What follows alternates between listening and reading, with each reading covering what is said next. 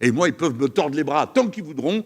Je n'en dirai pas plus que ce que j'ai déjà dit. Parce que ce qui m'importe, ça n'est pas de leur faire plaisir ou d'être bien vus dans les beaux salons, c'est que les nôtres restent groupés et unis, qu'ils aillent voter comme ils veulent. Ils savent ce qu'ils ont à faire. Ils n'ont pas besoin qu'on leur tienne la main, ni qu'on leur tienne mieux de conscience. Moi, je sais ce que je ferai. Mais si quelqu'un ne fait pas comme moi, ou un autre va faire autrement, je lui garde intact mon respect, mon amitié, mon estime. Au combat, il n'y a que ça qui compte.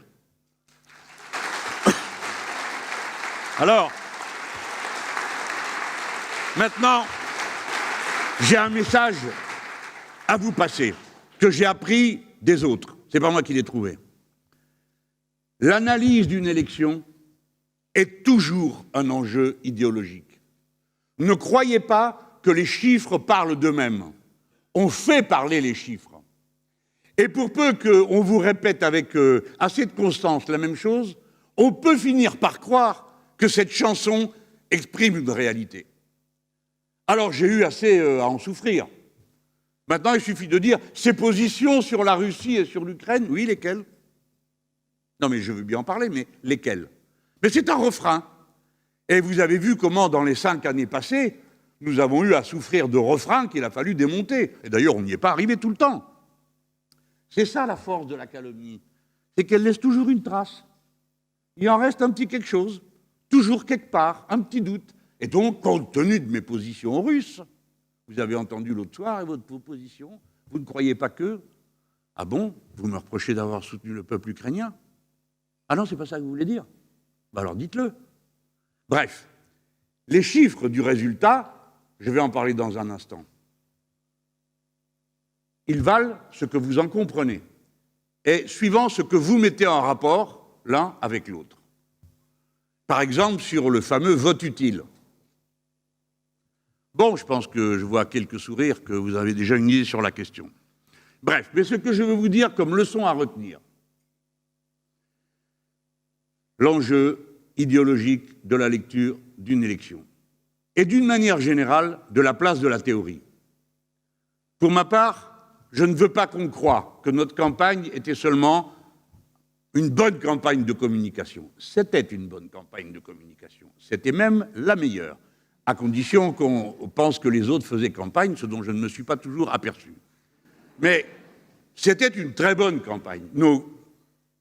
Le travail qui a été accompli a été magnifique.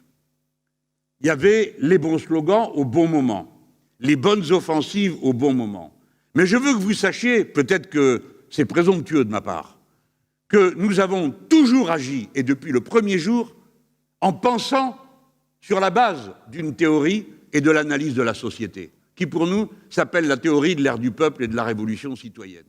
Et que personne ne s'y trompe sur ce que nous sommes, qui nous rend peut-être un peu distants des autres, mais pourquoi pas? Après tout, chacun a droit à ses distinctions.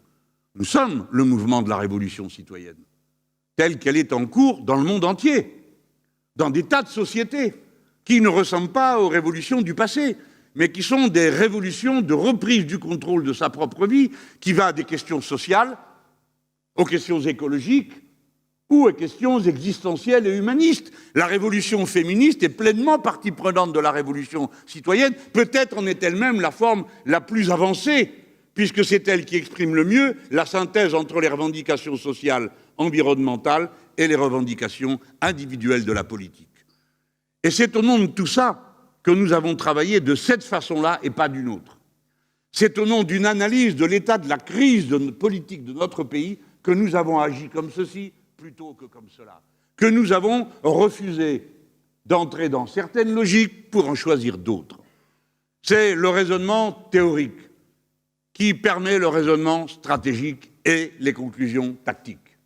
C'est, si vous voulez, qu'on cite quelques grands noms pour que ça fasse bien verbeux comme il faut quand on a prononcé des paroles définitives. Hein.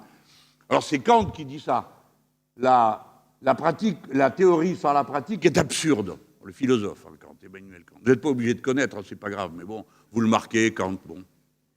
Mais dit-il, la pratique sans la théorie est aveugle.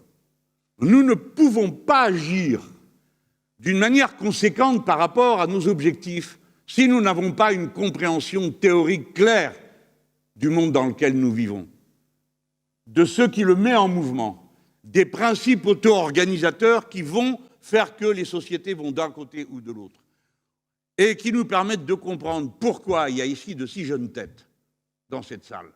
Ce n'est pas seulement parce qu'ils ont été bien élevés, c'est déjà pas mal. Mais oui, mais je vois des choses. Je vais finir là-dessus, sinon je fais toute la conférence ici et on parle d'autre chose. Je suis en train de faire une collection très particulière. Quand j'étais un très jeune homme, bon, je n'étais pas comme tout le monde, mais je n'étais pas le seul. Hein. Dans ma génération, un monstre, c'était un gamin qui, à 14 ans, se mettait à faire de la politique. C'était 14 ans, un monstre. Aujourd'hui, moi, je reçois des lettres et je rencontre des jeunes gens qui ont 10 ans, 11 ans, 12 ans et qui m'écrivent de la politique, dont un qui me traite de modéré, ce qui me plaît que moyennement. Mais bon, on discute. Et c'est un signal. Il se passe quelque chose dans notre société. Pourquoi croirait-on que quelqu'un qui s'éveille à la vie, qui commence à la comprendre, passerait à côté de la crise écologique? Pourquoi ne comprendrait-il pas que la vie elle-même est menacée d'extinction du fait d'un système social et économique? Donc oui, il se passe quelque chose. Et ce que nous sommes en train de vivre est juste une étape dedans. J'ai dit l'autre soir à la télé, je termine là-dessus pour cet instant, je ne confondrai jamais mon sort personnel avec celui de la cause que nous défendons. J'ai donné l'exemple d'un bon camarade, de quelqu'un que j'aime beaucoup, qui a beaucoup souffert dans le combat, quoi qu'il soit bien jeune. Et il me dit, l'Espagne est fatiguée de toutes ces luttes. Je lui dis, non, c'est toi qui es fatigué. Et je comprends que tu sois fatigué. Mais l'Espagne, c'est comme la rivière. Tu peux toujours croire qu'elle est fatiguée de couler, retire tes mains, tu vas voir qu'elle continue sans toi. Eh bien, de même, moi, je peux, à un moment donné, dire je suis tellement fatigué. En fait, pour être franc avec vous, pas du tout. Et puis, il n'y a rien qui me remet plus d'aplomb que d'être dans l'engagement et la bataille. J'ai vu que ça commençait à inquiéter. J'ai lu dans le journal Le Monde, dont je veux saluer la majorité des lecteurs qui votent pour nous, en dépit de ce qui est écrit dans Le Monde, que je me projetais dans une longue vie politique. Ne vous inquiétez pas, ça finira par s'arrêter. Mais ce n'est pas maintenant. Voilà, à tout de suite.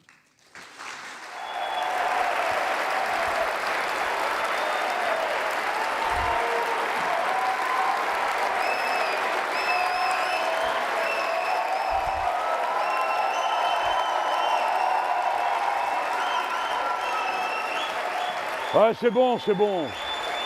Merci. Merci, merci.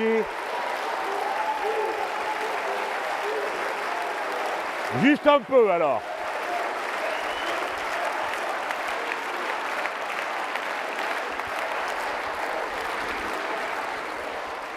Bon, je pense que vous avez entendu ce que j'ai dit tout à l'heure. Alors, je vous remercie de l'accueil que vous me faites. Ne croyez pas une seule seconde que ça ne me fait rien. Ça me fait beaucoup. Du coup, je me demande si on ne devait pas faire plusieurs salles à chaque fois. Hein. Bon, alors, vous m'avez entendu, et je ne me répète pas, et je vais entrer dans le fond d'un résumé de la compréhension que j'ai du moment dans lequel nous vivons.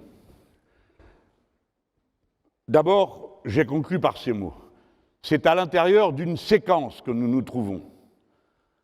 Les élections sont des moments, à nos yeux, pour nous, les praticiens de la théorie de la révolution citoyenne, des moments importants et décisifs de la mobilisation politique.